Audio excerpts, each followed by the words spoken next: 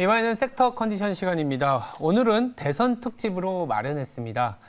혼란의 시기, 우리 증시 대전환기를 맞이할 수 있을지 이분 모시고 자세한 얘기 나눠보겠습니다.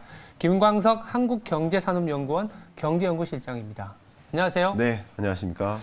바로 내일입니다. 벌써 이렇게 5년의 시간이 흘렀네요. 그래서 와, 지금은 우리가 러시아 우크라이나 전쟁으로 좀 정신이 없는 상황인데 사실 가장 중요한 우리나라의 정치 이벤트는 또 대선이지 않습니까? 그렇습니다. 여쭤볼 게 굉장히 많아요. 그래서 하나하나 좀 물어볼 텐데요. 네. 이게 뭐 칼럼에도 여러 번 쓰셨지만 이 대선 이후에 좀 대전환기가 경제에서는 온다고 하셨잖아요. 네. 최근에는 뭐 어떤 산업이 될 수도 있고 아니면 어떠한 자산의 변화일 수도 있고 참 궁금한데 그 근거가 있을 것 같아요. 어떻게 네. 바라보고 계세요? 정말 많은 영역에서의 대전환이 있습니다. 소위 말해서 그 대전환을 뉴노멀 시대 이런 표현을 하잖아요. 네네네. 과거에는 지금 보여지는 그런 모습들이 이상한 건데, 낯선 건데 그렇게 받아들이는 앱노멀이었죠. 네. 근데 그게 앱노멀, 이상한 것, 낯선 게 아니라 그게 새로운 표준이 되는 시대. 그러니까 말 그대로 대전환이라고 볼 수 있는데 제가 대전환을 설명할 때 좀 여러 가지 것들이 있습니다. 예를 들면은 금리라는 면에서도 2021년 때와 22년은 다르죠. 왜냐하면 그렇죠. 긴축의 시대라는 대전환이죠. 완화의 시대에서 긴축의 시대로 대전환. 그렇죠. 이런 식으로 뭐가 뉴노멀이냐, 대전환이 뭐가 있느냐 얘기하려면 그것만 가지고도 한 시간 갑니다. 그렇죠, 근데 그렇죠. 제가 여러분께 꼭 강조하고 싶은 대전환이 있는데 이것은 이미 두 후보 모두 다 동의하고 있는 바고 아, 그래요? 그 대전환에 걸맞는 정책 공약들을 이미 발표했고 다만 어떤 방향성에 있어서 디테일하게 그 대전환에 어떻게 대응할지는 좀 차이가 있는 거죠. 네네네. 그 대전환은 누구나 다 동의하듯이 그 두 가지. 한 가지가 디지털 대전환, 디지털. 소위 아날로그에 의존하다가 디지털 경제로의 전환.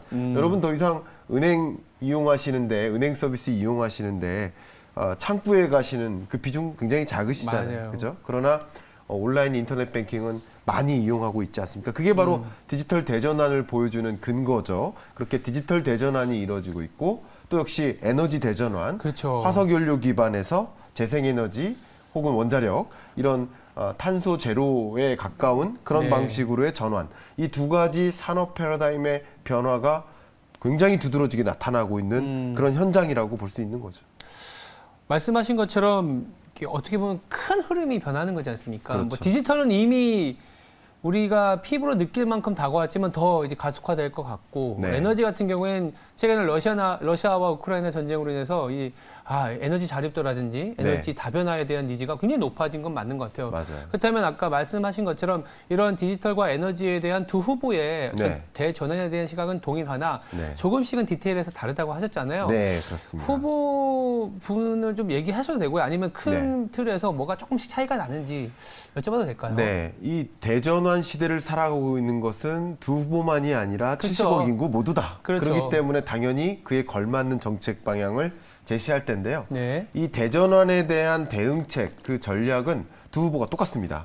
그러나 그 방향성은 비슷한데 구조적인 면에서 혹은 방법론적인 면에서 좀 차이가 있어요. 특히 진보 정당에서는 네. 5대 미래 전략 산업을 이미 발표를 했죠. 음. 예를 들어서 반도체라든가 바이오 헬스케어 그리고 배터리 그밖에 디스플레이 이런 영역들은 미래 주력 산업이 현재도 미래 주력 산업이고 이런 산업들을 중요한 국가 전략 산업으로 이끌어 나가겠다가 바로 진보 정당의 방향성이라고 볼 수 있을 것 같고요. 네. 또 디지털 대전환 걸맞게 보수 정당에서도 마찬가지입니다.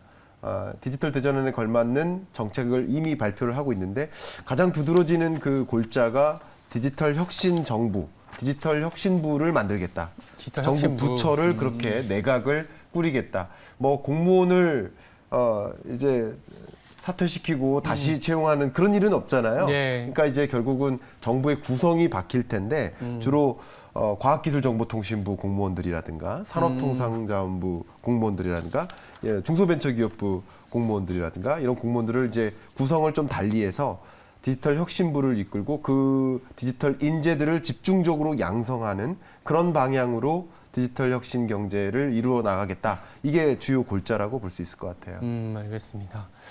그다음에 이제 약간 강론으로 들어가서 네. 뭐 전 국민이 가장 관심 있어하는 게 또 자산이지 않습니까? 네. 부동산하고 주식시장 이 두 자산에 대한 얘기를 좀 드려볼 텐데 네. 부동산 먼저 얘기해 보면 참 네네.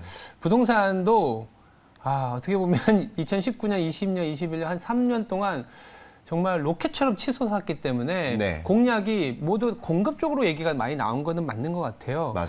대선 이후에 실질적으로 신규 주택이라든지 공급이 확 늘어날까요? 네. 음, 다행스럽게도 원래 공급 계획으로부터 공급 실물 공급 간의 격차가 시간적 격차가 있는데 네, 대략 한 2, 3년 정도 됩니다. 그렇죠. 보통 이제 건설사가 국토교통부로 가서 건설 인허가를 받잖아요. 그럼 저 같은 경우는 건설 인허가 건수를 추계를 해서 그게 결국 2, 3년 후에 분양으로 연결된다라는 이 로직하에 네.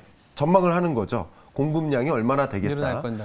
근데 공급 폭탄이다라고 지금까지 추진해왔던 현 정부의 정책 기조들이 가시적인 성과가 22년 말 3년부터 나옵니다. 올해 말부터. 예, 그러니까 어떻게 보면 두 후보의 방향성과 상관없이 혹시 현 정부의 공급 폭탄을 위한 어떤 공급을 확대하기 위한 그런 전략들이 효과가 나타나기 시작하는 시점이 22년 말 23년이다. 집중적으로 공급 물량이 늘어날 것이다. 네. 이렇게 말씀드리겠고요. 물론 이게 좀 지연되는 게 건설사들의 건설 납기가 계속 지연되고 있어요. 왜냐하면 원자재 공급 차질 때문에 그렇습니다. 그렇죠. 그런 것들이 좀 영향이 있겠지만 어쨌든 차질 없이 진행된다면 그렇게 되고요. 다만 두 후보의 이 부동산 시장에 대한 공약으로서 공급 부문은 거의 유사합니다. 다만 공급량에 좀 차이가 있어요. 이재명 후보는 311만 호를 공약으로 걸었고 네. 윤석열 후보는 250만 호. 이 호수에 좀 차이는 있겠지만 어쨌든 공급을 지대적으로 엄청나게 늘려서 많은 내 집 마련이 불가능하게 지금 피부에 와닿게 어떻게 내 집 마련이 불가능해라고 느끼는 이런 무주택자들에게 집을 가질 수 있는 기회를 주겠다가 핵심 공약입니다. 네. 이게 이루어지든 이루어지지 않든 공급을 현 정부의 정책 공약과 마중물 역할을 하면서 공급 물량이 늘어나는 방향으로 이행될 것이다라는 것은 눈에 그려질 만큼 나옵니다. 또 중요한 공약 중에 하나가 둘 다 비슷한데요. 네. 숫자적으로 계산을 해보면 네. 대략 이 공급 물량의 약 30%를 예. 청년에게 돌아가게 하겠다. 이게 좀 핵심입니다. 음. 물론 통계청의 이 청년에 대한 정의가 만 15세에서 29세까지인데 이 통계청 정의는 아닙니다. 대략 30대 미혼 혹은 결혼하고서도 이제 초년생에 해당되는 예. 대략 30대에서 40대 초반이 될 겁니다. 구체적인 정책들이 나올 때 그걸 이제 파악하시면 그러겠죠. 좋겠고요. 공급 물량이 늘어날 테니까 벌써 이제 인사이트가 나오죠. 뭐냐면 내가 만약에 청년에 해당된다면 굳이 이런 시국에 집을 기존 주택을 구매하기보다는 그렇죠. 계속 무주택자로 만들고서 이런 분양의 기회를 좀 가져보자 하는 그런 자세를 좀 임해 보시는 건 좀 좋을 것 같고요. 네. 공급 전략에 있어서는 좀 방향성이 유사하지만 네. 그 밖에 나머지 주택 시장에 영향을 미치는 나머지 변수에 좀 차이가 있어요. 가장 두드러진 차이가 규제죠. 그렇죠. 현 정부랑 유사하게 이재명 후보 같은 경우는 네. 뭐 반값 아파트가 핵심 전략이잖아요.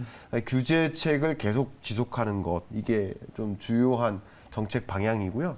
윤석열 후보 같은 경우는 다시 원점으로 문재인 대통령이 취임하기 이전 상태의 규제 상황으로 그러니까 초과 증축을 허용한다든가 예. 리모델링을 허용한다든가 이런 그동안의 이제 부동산 뭐 거래세죠. 양도세라든가 취득세 이런 여러 가지 면면에 있어서 부동산 거래를 막기 위한 어떤 규제 그렇죠. 이런 것들을 대폭 완화하는 정책 그러니까 결국은 시장의 거래가 좀 활성화되는 방향으로 갈 수 있겠죠. 그러니까 이게 목표대로 이루어질 건지 여부는 좀 차치하고 예. 어쨌든 방향성은 이재명 대통령 후보는 이 집값을 잡기 위한 방향, 지금 정부랑 같은 방향으로 움직일 것이고 윤석열 후보는 상대적으로 이 거래를 좀 활성화하게 예. 만들 것이다라는 것이 주요한 정책 기조라고 볼 수 있는 것이죠. 알겠습니다. 일단은 워낙 부동산 시장에 대한 관심도 높아서 부동산 시장에 대해서 먼저 알아봤고요. 또 어쩔 수 없이 또 주식시장에 네. 대해서 얘기를 해볼 수 있는데 공교롭게도 지난해와는 달리 이 대선에 임박하면서 뭐 우리의 잘못은 아닐 수도 있지만 네, 네. 주식시장이 굉장히 힘든 구간을 지나고 있습니다. 네. 그래서 뭐 대통령이 누가 되든지 간에 주식시장에 뭔가 모멘텀이 됐으면 좋겠다라는 생각도 많이 하시거든요. 네. 교수님 보기에는 누가 되든지 아니면은 이런 대통령 선거로 인해서 우리나라의 주식시장에 어떤 전환이 발생할 수 있을지 이게 네. 좀 궁금해요. 기본적으로 이제 단기적인 관점에서 먼저 말씀드리면 역대적으로 대통령이 바뀌는 그 네. 교체기, 그 교체 시국에는 보통 긍정적인 요소들이 많아져요. 그렇죠. 심지어는 언론마저 쉽게 말하면 이런 거죠. 소장부터 막 공격하고 그러진 않아요. 여야를 막론하고. 그래서 긍정적인 면을 좀 나름 부각하는 그런 네. 방향의 여론들이 많이 있고 당연히 새로운 리더가 등장하면 굉장히 적극적으로 팔 걷어붙이고 신산업을 이끌다든가 새로운 구조개혁을 한다든가 이런 방향으로 이끌잖아요. 네. 그래서 긍정적인 사인이 많이 주식시장에도 담깁니다. 네. 단기적인 요소고요. 중장기적으로 굉장히 중요한 걸 좀 말씀드릴게요. 네네. 두 후보 다 공통적으로 추진하는 게 이 MSCI 선진국 지수 편입입니다. 선진국 편입. 이것은 현 정부와도 같은 방향이고 두 후보가 똑같은 생각을 갖고 있습니다. 예. 그래서 MSCI 선진국 지수에 편입될 수 있도록 지금의 우리나라 주식 투자 환경을 말 그대로 선진국 지수에 편입되어 있는 국가들 수준으로 개편하는 움직임이 있어요. 큰 골자가 두 가지인데요. 예. 외환 시장을 개방하는 거. 그렇죠. 그것은 굉장히 빠른 시간 안에 이루어질 거라고 생각이 됩니다. 생각보다. 그리고 두 번째인데 이게 바로 공매도예요. 왜냐하면 이미 선진국 지수에 편입되어 있는 국가들은 네. 공매도가 개방되어 있어요. 그렇죠. 근데 우리나라는 이 코로나19 시국에 뭔가 주식시장에 큰 충격을 방어하기 위해서 그렇죠. 일시적으로 도입했는데 그럼 이걸 재개할 것이냐. 근데 이것에 대한 여론은 별로 원하지 않죠. 그게 우호적이지는 않죠. 우호적이지 예. 않죠. 왜냐하면 동학개미 네, 운동의 맞아요. 주체자들은 이 개미들은 예. 이 공매도를 활용하기도 제한적이고 맞아요. 그리고 이것이 결국 주식 가격 하락을 조정하는 거 아니냐 하는 여론이 있는데 근데 궁극적으로 공매도를 재편해서 제도를 개편해서 네네네. 공매도를 다시 재개할 경우 우리가 MSCI 선진국 지수에 편입되는 그 고리라고 생각해 본다면 장기적으로 굉장히 유리할 수 있고요. 중요한 모멘텀을 말씀드리면 조금 먼 얘기일 수 있습니다만 23년 중반쯤에 네. 우리나라가 선진국 지수에 포함될 수 있다라는 긍정적인 그 평가들이 생기기 시작할 겁니다. 그 시나리오대로 된다면 네. 그리고 궁극적으로 우리나라가 MSCI 선진국 지수에 편입되는 시점이 24년 중반이라고 보시면 좋아요. 그렇죠. 그럼 그때부터는 ETF라든가 이런 여러 투자 상품에 기계적으로 한국 주식 투자 자산이 많이 집중될 수 있습니다. 그거는 이제 기계적인 일인 거고요. 23년 중반 전부터 한국도 이제 선진국 지수에 편입되네 하면서 외국인 자금의 유입이 이전부터 직접 투자로 유입될 수 있습니다. 그런 것이 이제 22년 말이나 23년 상반기에 그런 일들이 이루어질 수 있겠구나 이렇게 관찰하시면 도움이 될 것 같습니다. 네. 일단 선진국 지수 우리가 이제 수급 역량이 이제 패시브 자금이나 ETF 영향력이 워낙 커졌기 때문에 지난 10년 동안 네. 그리고 이 단순히 어떻게 보면 MSCI라는 건 사기업이긴 하지만 네네. 그걸 추종하는 펀드가 워낙 방대하지 맞죠. 않습니까? 네. 몇 조 달러가 되기 때문에 네.